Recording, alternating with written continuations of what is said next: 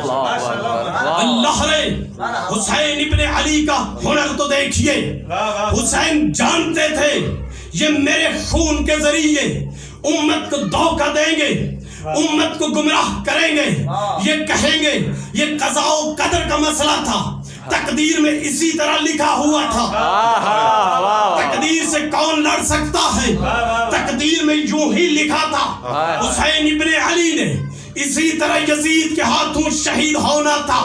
اس میں آل ابو سفیان کا کیا قصور, اس میں بنو امیہ کا کیا قصور؟ حسین نے شب عاشور چراغوں کو بجھا کر کہا کہ جو جانا چاہتا ہے چلا جائے, اس میں تقدیر کا کوئی جبر نہیں, تمہارا اختیار ہے.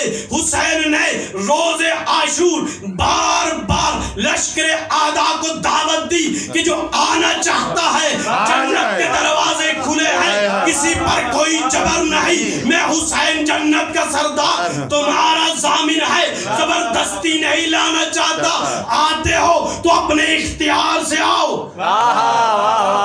حسین نے شب عاشور جانے کی اجازت دے کر, روز عاشور آنے کی اجازت دے کر قیامت تک کے لیے پروپیگنڈا کرنے والوں کا منہ بند کر دیا کہ کربلا تقدیر کے جبر کا نتیجہ نہیں ہے, انسان کے اپنے ارادے و اختیار کا ثمر ہے. زینبی لہجے میں آواز علی گونج اٹھی, ظلم اور جبر کے دربار پہ بجلی سی گری. لائق حمد ہے جس نے ہمیں عزت بخشی, سورہ روم سے شہزادی نے آیت یہ پڑھی, جو برے تھے سو برا,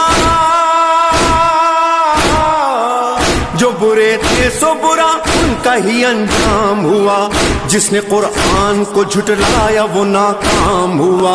ید کل خیر بھی ہم, ید کل خیر بھی ہم